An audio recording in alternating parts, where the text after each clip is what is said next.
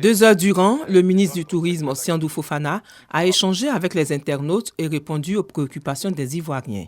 Bien plus, il a rassuré les internautes quant à la capacité opérationnelle d'hébergement des établissements hôteliers à la faveur de la CAN en 2024. Ces actions notables ont permis de réaliser, ce sont 5% de réalisation d'infrastructures hôtelières, augmentant notre capacité d'hôtels de 2200 à peu plus de 4350 hôtels aujourd'hui, et nous positionnons avec un peu plus de 64 000 lits. Le tout devrait être agrémenté avec l'ensemble des Airbnb, avec l'ensemble des résidences hôtelières qui portent la capacité des lits à plus de 84 000 lits. Les réformes structurelles et les projets structurants contenus dans la stratégie Sublime Côte d'Ivoire ont été aussi abordés. Les mois qui arrivent permettront d'insuffler la dynamique et d'instituer un cadre réglementaire qui soit en adéquation avec les ambitions affichées par le gouvernement de Côte d'Ivoire qui vise à rentrer dans le top 5 des destinations touristiques du continent africain. Le ministre du Tourisme, Siandou Fofana, a également partagé son optimisme quant à la contribution de l'économie touristique à asseoir une Côte d'Ivoire solidaire à laquelle son ministère travaille pour réaliser ce programme social cher au président de la République, Alassane Ouattara.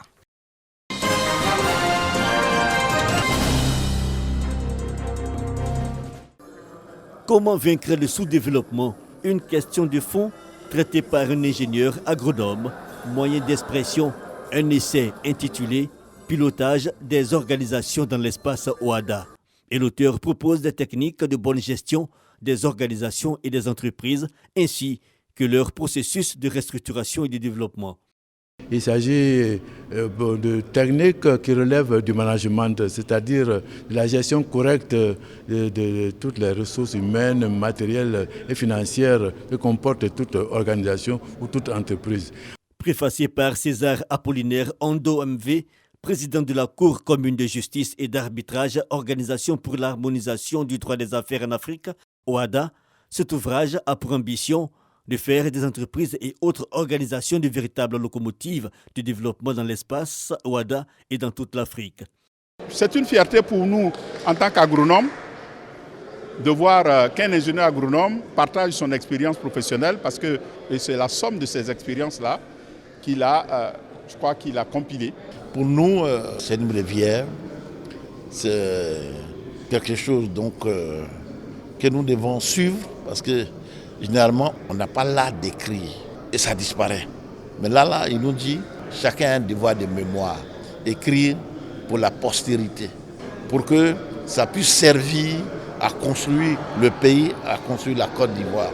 À travers son œuvre Pilotage des organisations de l'espace OHADA, des solutions pour l'Afrique, l'auteur propose des clés pour ouvrir les portes du développement, ainsi que le bon pilotage des entreprises et les organisations génératrices d'emplois et créatrices de richesses.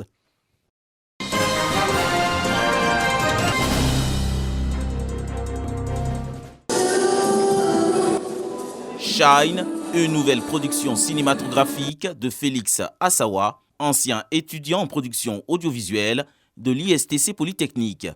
Ce long métrage d'une durée de 45 minutes décrit le vécu d'une jeune fille après la mort de sa mère. Elle doit faire face aux propositions indécentes et au chantage de son producteur. Ce bijou audiovisuel est présenté aux amoureux du 7e art.